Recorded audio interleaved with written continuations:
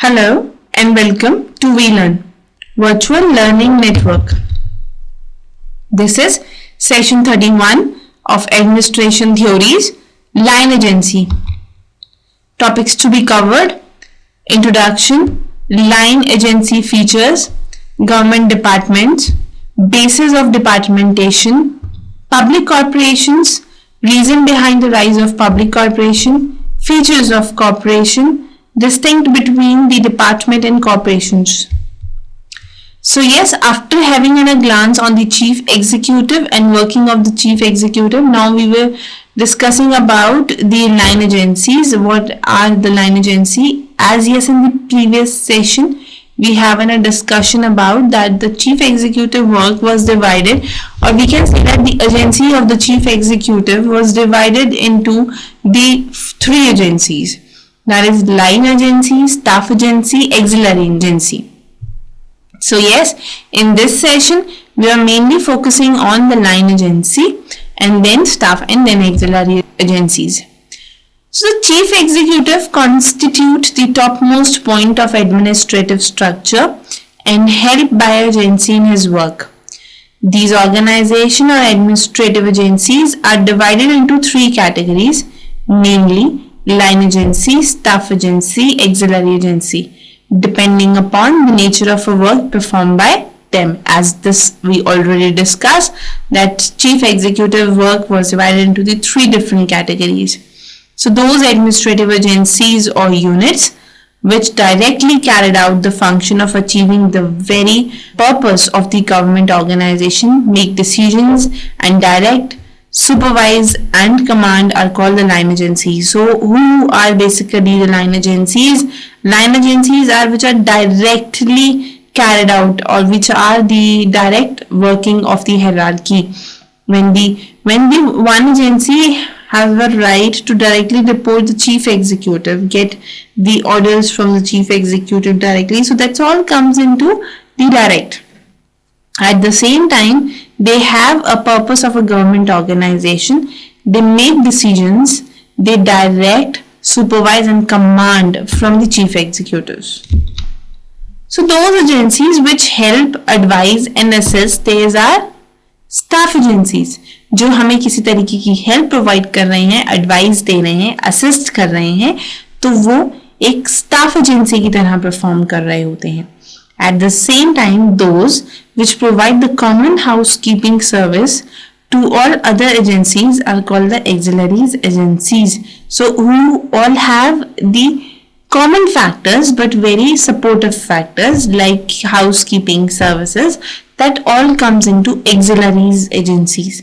So getting that three different working and three different procedures of the task. So in that case, the first is what? The line agency, who is directly reporting and getting the command. Another is the staff agency, who is basically working on the advice and assisting factor. And the last one is the common factor, that is housekeeping services. That's all comes into auxiliary service. Now what are the features of line agency? So line agency के feature में सबसे पहले the primary function are at the end in themselves, whereas secondary functions are the means to achieve the primary function objectives. जब हम किसी भी तरीके के primary functions पर काम करते हैं, that is what all the responsibility comes into you. Whereas जब हम लोग किसी भी तरीके के secondary functions पर काम करते हैं, so that comes into the secondaries part. So if we talk about the primary function is basically carried out by the line agency, whereas the secondary function is performed by the staff agency. So in order to carry out the major primary functions of the government, it is always related to the primary functions of the organization, that is the primary working. And yes, in order to carry out the major primary functions, government number of department or administrative agencies are established in every administrative system. So that comes into the line agencies. So they are directly concerned with the execution and fulfillment of the primary objectives. Now what are the features? In the features of line agency, first is Carry out the major or the primary objective of the organization. You have to consider all the majors and primary objective of the organization. Another is authority to make the decisions. That means whatever authority you have to make the decision. This is what the another feature. आप major primary objectives को carry forward करते हो, authorities के rights हैं आपके पास, you have responsibility for the execution of government programme, you have directly in the contract with people, you have directly under the control of chief executive. So these are all the features of the line agency which are performed. Now government departments. Yes, in administration, the whole of an government is divided into the different parts and carry out through very big units of administration which are called departments. So in that case, if we talk about the administration part, so government is divided into the different parts and carry out the different workings. They are always there, the big units of administrations was performed. So they all comes into the department. That means whatever the roles are performed in the government, that all divided in the department wise. So the departments are immediately below and directly responsible to the chief executive. So the department is what supervised or controlled by chief executive directly. But the reorganization of the department is not always responsibility of chief executive. That means it is always there, but that to reorganize it, to perform it, to have a working of that, they are not the work of a chief executive. But just to control them or just to take care of their performance, these are all the work of the department. Now what are the types of department? In the types of department, large and small departments, on the basis of the size of department, they are basically comes into the large and small. That means if we have to divide the department, the large organizations, large in size organization are large department. If the small in size organizations have a small department. So on the basis of the size of department, like railway, finance department, there are large size of departments. So that comes into the large department. At the same time, department of autonomic energies, that comes into the small departments. As well as there was old and new departments also. In any government, some departments are very old, which has been existing from a very long time, like finance department in India. So that means the department which are from the very long time, they are in the working. So that comes into finance department in India. Whereas there are new departments which are newly created. They have new activities, they have new performances. So they all comes into the new departments.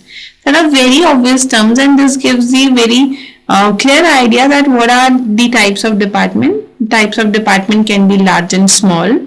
They can be old and new. At the same time, they can be single function or multi-function department. There are some departments which are built around a single compact functions, like Department of Defense or Education. So in that case, there are departments who build according to that. At the same time, there are other departments also which have many subdivisions which are carried out, like Department of Home Affairs. So Department of Defense and Education is single function. They have one function just to consider the defense and yes, just to consider the education. Whereas there are the Home Affairs Department, a Home Care Department or Home Division departments have a very n numbers of divisions, and that division has to be performed according to that. So that comes into the multi-functions department. After that, there was operating and the coordinating departments. The departments who were operating, that is department upon the nature of work performed which can carried out actually operational duties. Whoever the departments who's performing all the operational part, like operational comes into postal departments, that's all comes into operating departments. Whereas those departments which has only coordinating duties, like Panchayati Raj department, so that comes into the coordinating department. So that all comes into the coordinating part. So operating is all comes into carrying out the operational duties, and the coordinating comes into the all the coordination part, like Panchayati Raj department too. So that comes into the another functioning. Now the features of the department. What are the features of the department? So in the features of the department are largest unit of administrations. Yes, they are the largest working of the administration, who perform in the very large area, who perform in the betterment of the organization. That comes into the department. So department is always towards the largest unit of administration. As we already discussed, that a department could be large, could be small, could be new, could be old, could be single, could be multi-directional. So in that case, department are the oldest and most traditional unit of the administration. Yes, as they were old, they have the fixed rules to be followed. They have fixed performance to be done. In that case, department are oldest and most traditional. They are more traditional. Departments, and on the other hand, are just below the chief executive in the administrative hierarchy. That's very true, because if we talk about the working of line organization, so on the line organization, the ultimate responsibility of the chief executive is administrative hierarchy. So in that case, department is that part of the administrative hierarchy. So that comes into the chief executive part. They were just below of that. They are on the basis of that working. Departments are directly responsible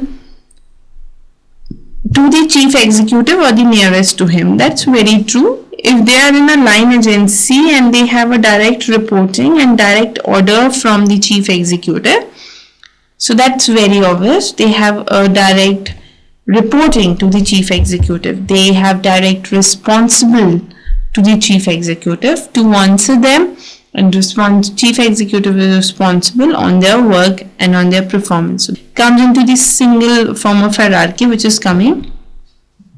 Now what are the bases of departmentation? For which purposes the department is created? If we consider the Luther Gulick in the modern time, they basically help in observing the 4 principles in the departmentation. First is the formation of department. There are purpose, process, person and place. So there are the purpose, process, person and place. Whereas there are 4 P's formula which is Gulick basically gives. So Luther basically gives us the idea about, yes, there are 4 principles in gathering the informations about the traditional working of the department. So in that case, they divide that 4 principles into 4 P's. That 4 P's are, the first is purpose. There must be a proper purpose to perform. Any department without purpose can't be exist and can't be required. Another is process.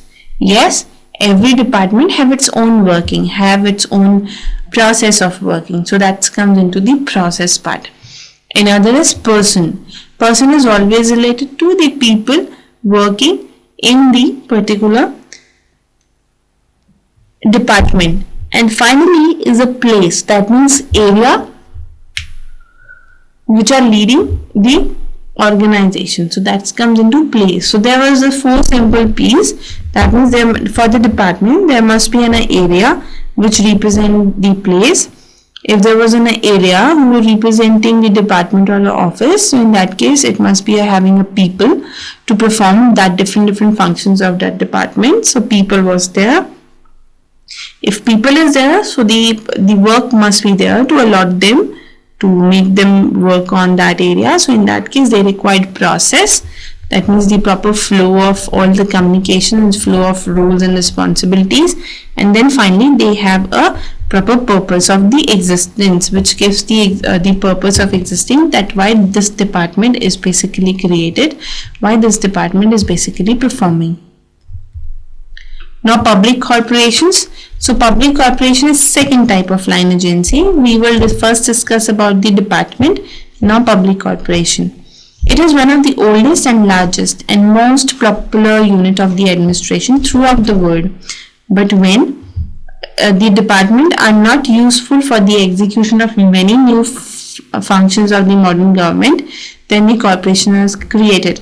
So when the the government is unable to create a department just because of the modernization government, or they require the new modern kind of concept, so in that case they lead towards the corporations. And yes, it is one of the oldest, largest and most popular unit. So in the recent year, modern government have to undertake many economic, financial and commercial functions. So there are different functions which are performed in the public corporations. They have all the new techniques, new modern methodologies to perform well, rather than the very traditional ones. So in that case, there are a few reasons behind the rise of a public corporation. Public corporation has comes into second time, and one of the popular form of, so why the success or rise of the public corporation arises. सबसे पहले increase in the welfare function of the state, because they are more towards the increasing the welfare function. That means bringing out the betterment for the publics. Then result of industrializations. That means there must be a proper industrialization.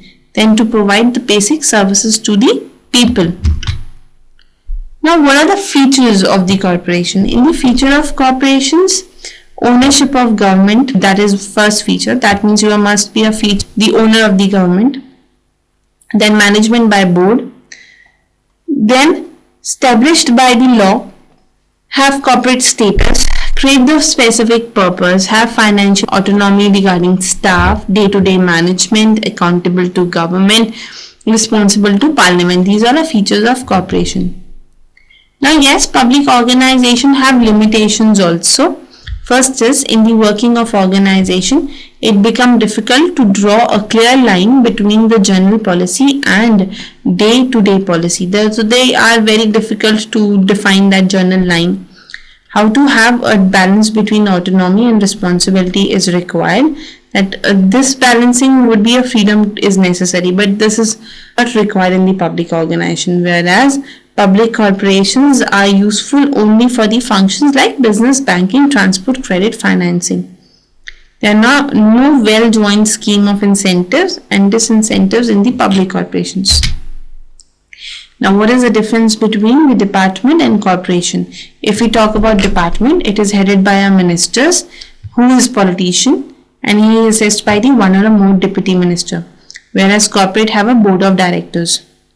In department, both the policies and day-to-day administration is a responsibility, whereas in corporation, government policies are determined by the government and day-to-day working is decided by board of director. In department, financial control was controlled by them, whereas corporations have a financial autonomy. And there was another department to control them, but they have autonomy.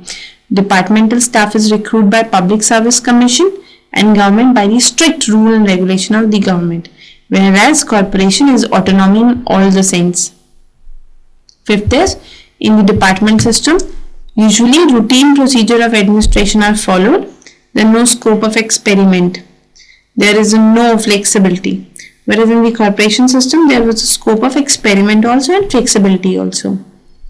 And in departments are large, traditional organization, usually for the routine governmental function, and corporation are more towards the economy and commercial functions of the government. So there are a few questions which you have to do by yourself. First is, what are the feature of a line organization, line agency? Another is, what are the factors lead to establishment of corporation? And what are the silent feature of corporations? So yes, this is all about for the today's session. We are winding up here. Thank you so much. Happy learning. We learn.